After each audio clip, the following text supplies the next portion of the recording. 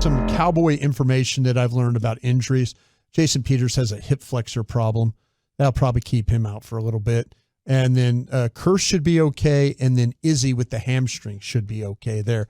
Everything else should be all right for your Cowboys. So you think Peters is out for the upcoming game? I think so. With the hip flexor problem, I would say that's probably going to take some time. Man, that's bullet dodged with Kearse. You know, Yeah. the way that he limped off and didn't want to put pressure on it, and the way that it bent, Yeah. you know, that can be a couple of days, couple of hours, or like 9 months. You know, just whenever something gets destabilized in the knee like that and it's bowing in a way that isn't, I always kind of brace for the worst. So that is awesome that it looks like he's going to be able to keep playing. Yeah, they were just kind of got word before we went on the air, just asking about those guys. They don't usually get the information later in the day and stuff like that. So glad to bring everybody up to date. Dude, and how Sweet. special is it that the Cowboys have two guys like that are built the way they are, 6'4", just roaming the field. They can cover, they're athletic, they tackle. Like, what? That is badass. Let me ask you guys a real quick question on that. After the one pass that you saw, the direction that went to, with the new addition there with Xavier Rhodes. Oh, yes. Are you comfortable putting him out there again after? I mean, that shot inside the 2-minute warning that went down the field where he was just completely, we talked about that. He just can't run. I mean, it was very, very clear on that. I don't know. I think I just stick with Izzy then. For sure. They're throwing a lot. I mean, Wright, Izzy, just. I mean, to me, I'll take my chances. I know that Rhodes is a veteran guy and all that, but I'm just, the way I watched him play, I just don't feel like that, in this game. Now, maybe you can use this, the toughness that you're going to have on the edge. Maybe you're going to have that guy that's the willing the tackler and stuff like that. I think you get it with Izzy. I think you get it with Wright. I'm just worried about the 49ers kind of throwing. I mean, we'll watch the 49ers tonight, but I don't know if I'm necessarily interested.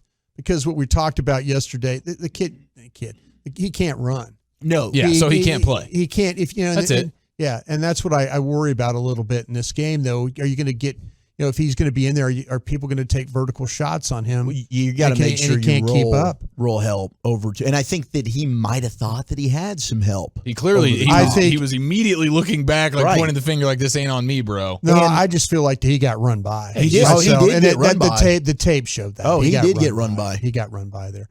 All right, we'll talk about what happened in this game. Just some plays that I pulled out from. I'm really happy. We talked about the, are you going to be able to draw holding calls in this game? 3rd and 12, you get a holding call right off the jump with Parsons. He's going to beat Donovan Smith, with that inside move right there. I mean, he set him up. He set him up with the play. Smith had to hook him in all that, drew the call. You did a great job of rallying on the 3rd and 12, play the ball short. You tackle, it's declined. Great job, though, by the defense in the back end making the play, but great job by Parsons getting the pressure there. On Donovan Smith there. We knew that he wasn't going to be any good for this game. So I thought that was a really nice job.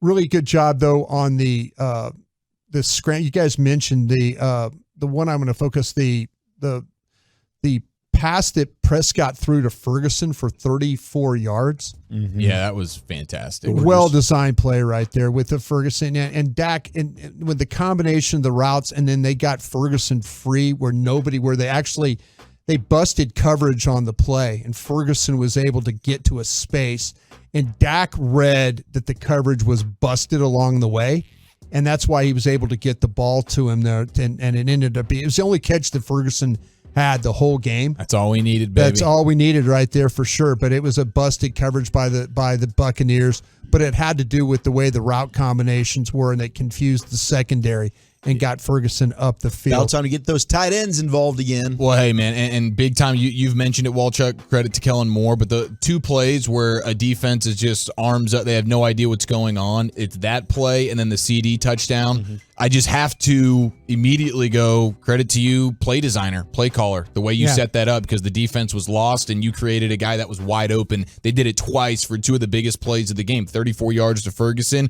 touchdown to Lamb. Are you kidding me? That's good stuff, Kellen Moore. That is absolutely great stuff on Lamb. You mentioned Prescott, the runs he had. He had a 3rd and 6 scramble for 10 yards. That was a first down play. Nice job of him avoiding, kind of reading. They were covered on the back end.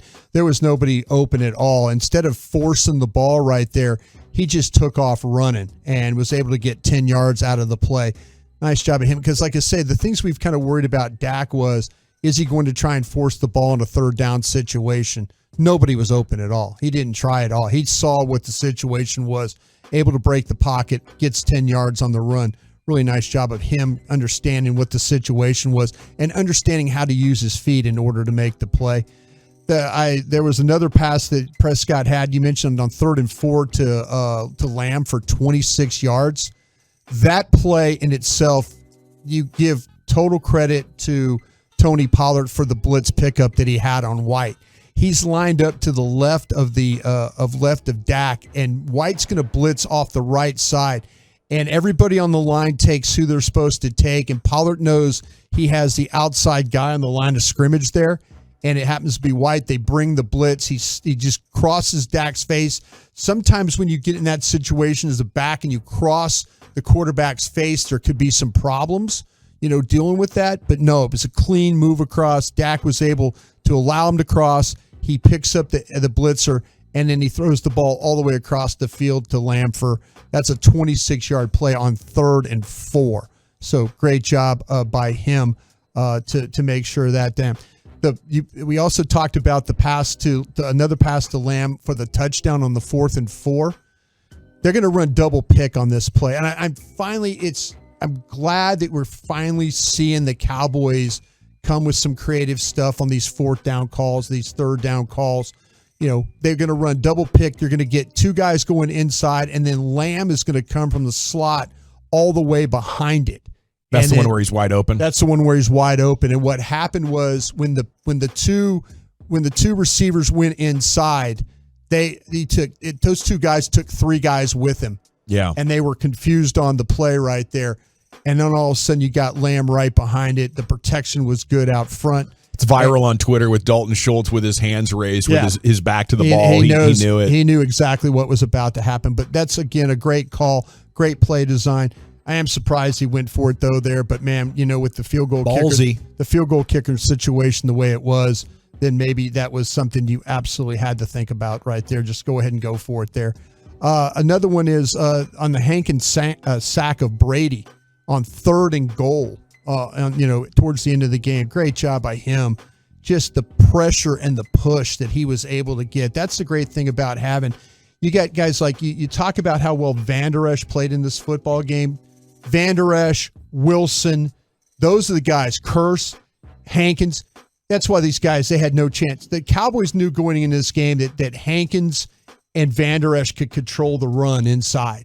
They knew that. So that's why they went with a lighter group. They knew they were going to be in a game where it was going to turn into a passing game. So that's why you had with Osa and then also with Golston, Bohannon and those guys, Gallimore, those guys didn't dress in this game because they knew they were going to be able to handle the inside running game with Hankins back. But great job by Hankins, though, getting the pressure, getting on the goal line. It set up the next play where it was a 4th and goal, where Golston then got the pressure after that on Brady. So they had back-to-back series. You talk about how the Cowboys played 2 different series in this game on the goal line where they were able to get stops. Great job by the defense of making these plays. Osa Digizua is playing phenomenal football. He was the highest graded defender according to Pro Football Focus. The last couple of weeks, though, he has been outstanding. I could see him and Golston when you put those guys next to Hankins, and you got that power with the ability to get up the field with the other guy. It's beautiful. It is it makes this defense very, very difficult. But great job by with the 2 safeties in this game too. I mentioned Wilson. And I mentioned Curse and the way that he was able to play on that tape. Those guys were outstanding. And Van Der Esch, they didn't run coverage, dude. Yeah, that's what I'm saying. In coverage, he was outstanding as well with the zone coverages and stuff like that we haven't seen here in the last couple of weeks.